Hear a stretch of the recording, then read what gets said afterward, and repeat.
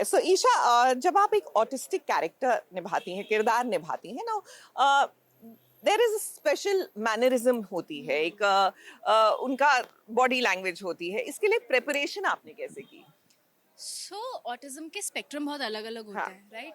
सो हमने डिसाइड किया था कि हम इस स्पेक्ट्रम पे ध्यान देंगे। I met a lot of autistic people, मैंने उनमें से थोड़ा निकाला। मैंने बहुत सारे इंटरव्यूज़ देखे, आई थिंक मैंने बहुत ज़्यादा इंटरव्यूज़ देखे हैं। ऑटिस्टिक के बारे ऑटिज्म के बारे में पढ़ा है, ऑटिस्टिक लोगों के बारे में पढ़ा है, ऑटिस्टिक लोगों के इंटरव्यूज़ देखे हैं। So I think it's a mix of everything. कुछ मेरी चीज़ें हैं, like when I am really anxious I start scratching the back of my neck, Yeah. and I think Goldie sir noticed this. हाँ. When I was talking to him, I kept doing this because I was thinking, and he हाँ. said, I want you to do this. Okay. So मैं हाथ scratch करती हूँ when Juhi gets too anxious, जब वो हाँ. बहुत ज़्यादा नर्वस हो जाती है। वो मेरा था। देन कुछ कुछ चीज़ें खुद की ऐड ऑन थी, कुछ कुछ कहीं से देखी हुई हैं। हाँ. तो मेरे ख्याल से एक रेफरेंस नहीं था, बहुत सारे लोगों के रेफरेंस थे। एंड देन दैट्स हाउ मैंने जूही में कुछ कुछ चीज़ें डाली हैं। देखिए, बहुत ही चैलेंजिंग होता है and you have to be very sensitive जब आप ऐसे किरदार निभाते हैं, और इसको अपने में ढालने के लिए काम भी बहुत करना पड़ता है, मेहनत तो करनी ही पड़ती है और मेहनत ही रंग लाती है। चलिए, इसी के साथ आपको पति ब्रह्मचारी की ओर लिए चलते हैं। वापस आते हैं, विजेंद्र से बात करते हैं on his characters chemistry with Juhi, लेकिन फिलहाल पति ब्रह्मचारी।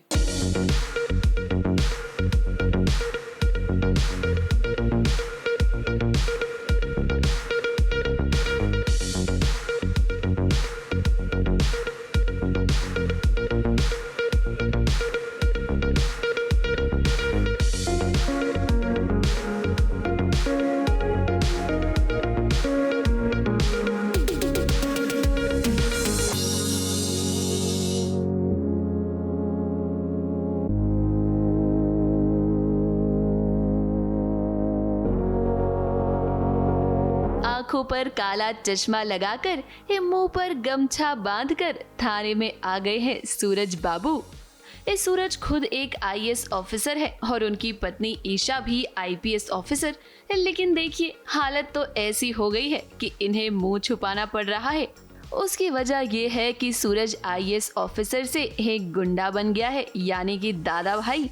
अब इसी सोच में है वो कि अगर पुलिस स्टेशन में किसी ने उसे पहचान लिया तो बड़ी गड़बड़ हो जाएगी। इसीलिए तो ईशा के पीछे पीछे छुपते छुपाते वो यहाँ आया है। सभी को पता है कि सूरज दादा भाई है और ईशा जी के सामने यही प्रिटेंड कर रहा है कि वो अभी भी आईएएस ऑफिसर है, बिकॉज ईशा जी को यही चाहता है कि मतलब कम से कम 1-2 दिन ये चैन से अपने आईपीएस बनने की खुशी महसूस कर पाएँ। काव्या ने यही बोला है कि अगर ईशा भाभी पुलिस स्टेशन जाएंगे, वहाँ दादा भाई का फाइल जो होगा वो देखेंगे, या फ़ोटोज़ होंगे वो, या स्केच, क्योंकि दादा भाई का फ़ोटो किसी के पास नहीं है और ना दादा भाई किसी को अपने पास आज तक मतलब रिकॉर्ड रहा है कि फ़ोटोज़ वगैरह नहीं रखने दिया है। तो दादा भाई का स्केच में भी वहाँ पे होगा, ये सब बताती है काव्या। तो इसके दिलो दिमाग में आ जाता है कि अगर मैं जाऊँगा तो लोग पहचान ही लेंगे। तो वो चश्मा और मतलब कि जो भी है गमछा वगैरह बांध के आए कि उतना आइडेंटिफिकेशन कोई नहीं कर पाए। अब देखिए, आईपीएस ऑफिसर बनने के बाद ईशा पहली बार आज पुलिस स्टेशन में आई है। ये पुलिस स्टेशन में आज गेट टुगेदर भी है, तो उसने सोचा कि क्यों ना सूरज को भी लेकर चलूं। लेकिन इस बात से ईशा अनजान है कि सूरज एक गुंडा यानी कि दादा भाई है। इस सूरज के हाथ खुद उसकी फाइल भी लग गई है, जिसमें दादा भाई की सारी इंफॉर्मेशन है। अगर ये फाइल ईशा को मिल गई ना तो बहुत बड़ी मुसीबत आ जाएगी। इसीलिए सूरज ने ये फाइल भी गायब कर दी। ईशा जी फाइनली बोलती है कि ये सब क्या लुक है सूरज जी। वो तो बोलता है अरे मत मतलब इसे रहने दीजिए, क्योंकि घर पे तो ताइमा जोरू का गुलाम बोलती हैं। यहाँ अगर ये आपके सारे जो भी ऑफिस में लोग हैं, अगर उन लोगों ने भी देख लिया तो यही बोलेंगे कि जोरू का गुलाम है, बीवी के पहले ही दिन ऑफिस में पीछे पीछे आ गया। बहुत ही लिमिटेड लोगों को पता है कि ये सूरज ही है जो दादा भाई है, एंड पहचानने वाले भी बहुत लोग पहचानते हैं, बट किसी में हिम्मत नहीं है कि ये बात खुल के मतलब कि पब्लिकली इंदौर शहर में बोले। इधर सूरज को मुंह छुपाते हुए जब ईशा ने देखा तो उससे पूछ ही लिया कि वो ऐसा क्यों कर रहा है, लेकिन हमेशा की तरह फिर से सूरज ने बहाना बना दिया।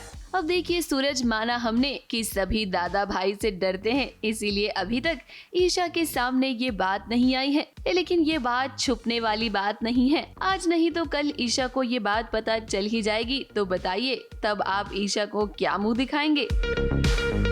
मुंबई से सोनू शुक्ला के साथ एबीपी न्यूज रिपोर्ट।